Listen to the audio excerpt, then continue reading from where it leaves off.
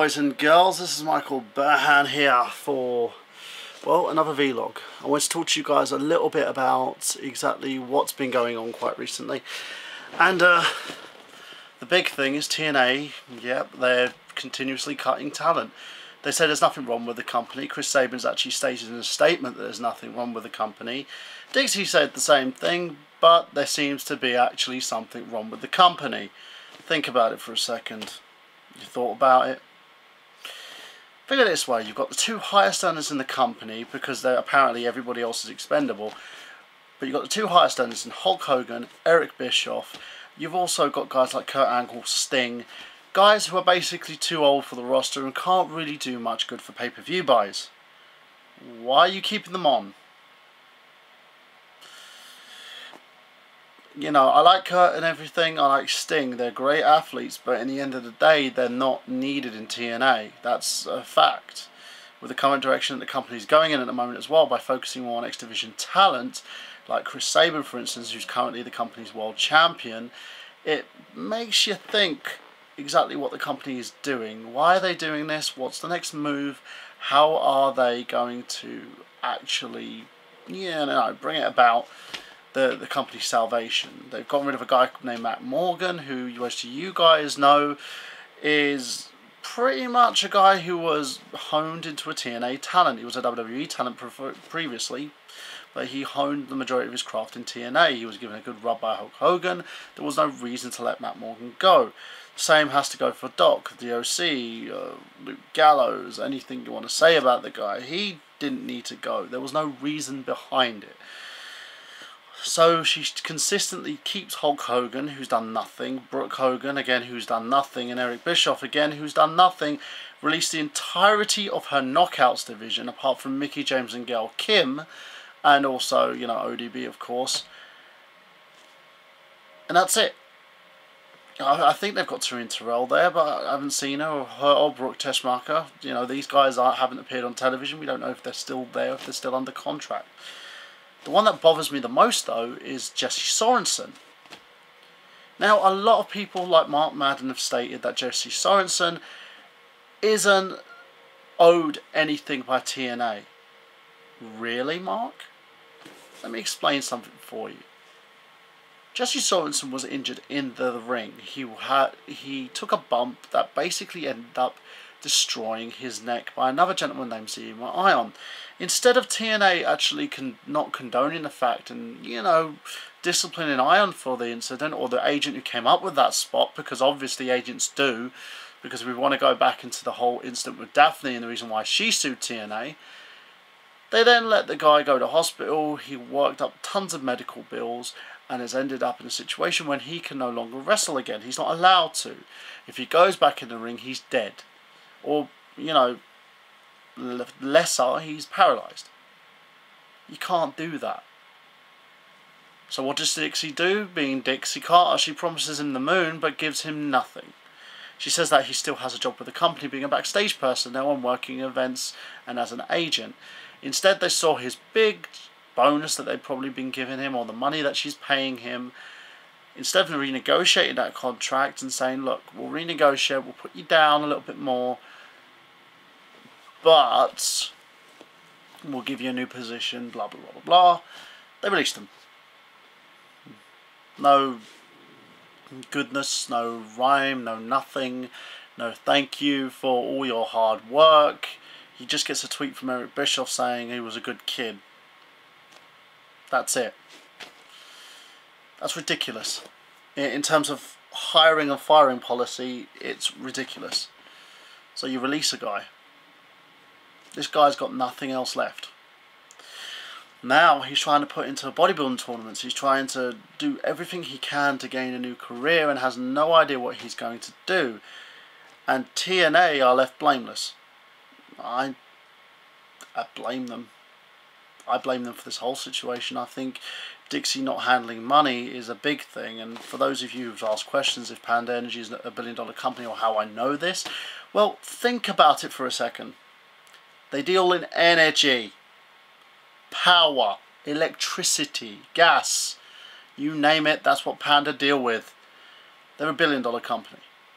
They make billions. from that aspect of their business. With TNA, however, they're hemorrhaging money. Reason being, Hulk Hogan. Simple fact. He came up with a stupid idea to replace the 6-sided ring that they had with a 4-sided one. Then comes up with a bigger idea to go head to head with Monday Night Raw, because apparently they would beat them. Instead, destroyed the company in ratings war, and TNA went back into the Thursday scurry from whence they came. Then, to create even more expense, he wanted to go live on Thursday nights. They went live. What happens? It did nothing for the show. TNA was built on making money. You know, Dusty Rhodes put forth the aspect of them taping 3 nights of television in one night. They then took this and started doing 4 nights, so people would only get paid per an appearance. They then allowed talent to go and take indie bookings as well, as long as they didn't interfere with TNA, and as long as the property wasn't on television.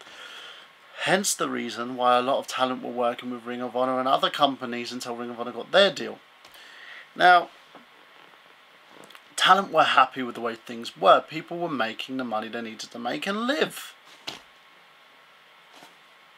Plus, they were charging a bit more conventions. They were charging more on doing other gigs. Now, the money that they wasted, the 600 grand per freaking show that they bring on tour, they could have wasted that on AJ Styles getting promoted to become the face of the company by putting him on television shows, by booking him appearances. Why didn't you do that? Why didn't you get a guy who gives you a deal with auto insurance, you fire that guy after he gets you that deal, because that's what TNA does for some weird reason. It's ass backwards. It's like the reverse battle royal. It makes no fucking sense whatsoever in wrestling. TNA at this point is going to go bankrupt. They are at death's door, and I wouldn't be surprised if the Carters that then sell their freaking flunking company on to somebody else, who then drives it down the shitter. Or even better yet, they end up sending it to Vince McMahon, who uses the freaking pay-per-view archive and TNA bits and bobs that they have, so that he can put it on their TV channel and basically sell pay-per-view and ad revenue. Because that's what he's going to do. As a company, I thought TNA had so much promise, but the truth is they don't. They have no promise whatsoever. Dixie has proven time after time that she cannot run a business, let alone a wrestling business. Because if she could, the company would have been on a better standing than it is now. And it really annoys me as a wrestling fan. It irks me. It pisses me off to no extent. Especially because you're affecting the lives of men and women, of people who are working hard to build your company, Dixie. When it was under Jerry Jarrett, they built that company. You didn't. You say you took it to the next level, but what exactly did you do? You backed it financially. You're going around to the parties and making yourself out to be this big human being who has a great heart and who tries to do everything for TNA LLC when you've done nothing. The company is hemorrhaging money. The TV show that they have on Spike is giving zeros. 0.1, 0.2. It doesn't even. They weren't even breaking a 2-point rating anymore. What have you done? And you know, Spike, I love the fact that Spike Television are sitting there going, well, we're still 100% confident with TNA, when the fact is we know that they'll pull the plug anytime they can get a wrestling program that's a clear alternative to the TNA product. It's only a matter of time. As for Dixie Carr, Hulk Hogan and Eric Bischoff, enjoy it while it lasts, because you guys are the scum of the earth. Eric Bischoff has done nothing for TNA. He's just done it so he can encapsulate Bischoff Hervey as a big company, a big business, so they can concentrate on other projects and get bigger deals by working with a cable conglomerate like Spike. Dixie is just standing there basking in the glory of other wrestlers, trying to get a bigger dick than most of the guys that she hangs around with, because she wants to do that. And as for someone like Mickie James and Magnus will never be the face of your company. Ever. And as for Mickie, well, Dixie, pal around with her, become her agent, do whatever you want. No one wants to see this bullshit on TV. They don't want to see politics. They don't want to see guys getting promoted up the roster who don't deserve their spots. No one wants to see a Hulk Hogan versus Bully Ray match. Nobody wants to see Eric Bischoff in charge anymore, because he's proven time and time again that when given the opportunity to try and put together a positive wrestling company that affects itself as an alternative to the WWE, he's done nothing. Can't come up with the goods. Neither Eric Bischoff, neither Vince Russo, neither Hulk Hogan, neither Dixie Carter. That's all I'm going to say about that matter, guys. And that's exactly how I feel about this, because I needed to give my 2 cents. They disgust me.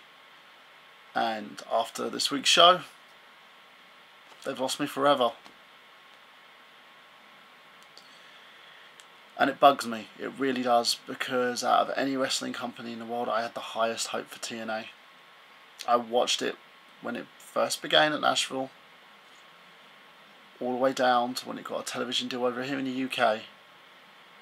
I watched it through the bullshit you put AJ Styles through. I watched the bullshit you put Christopher Daniels through. I watched the bullshit you had to feed me and everybody else with Samoa Joe, who, by the way, looks like a big, huge ditto at the moment. He is a puddle of man. He needs to lose a bit of weight, because it's obvious that the guy's depressed and not doing much anymore. And it's all because of the stops and starts and stops and starts and stops and starts. And I loved how she went that Jeff Hardy was the future of this business. Where's Jeff Hardy? Then it turned out it was Mr. Anderson, who's in the Aces and Eights for some weird reason. Then it turned out that the future of the company was Bully Ray. Now it's Chris Sabin. Then it's Magnus. The best feud you ever gave us was James Storm versus Robert Roode, because of the fact that Roode and Storm had an amazing, amazing feud together.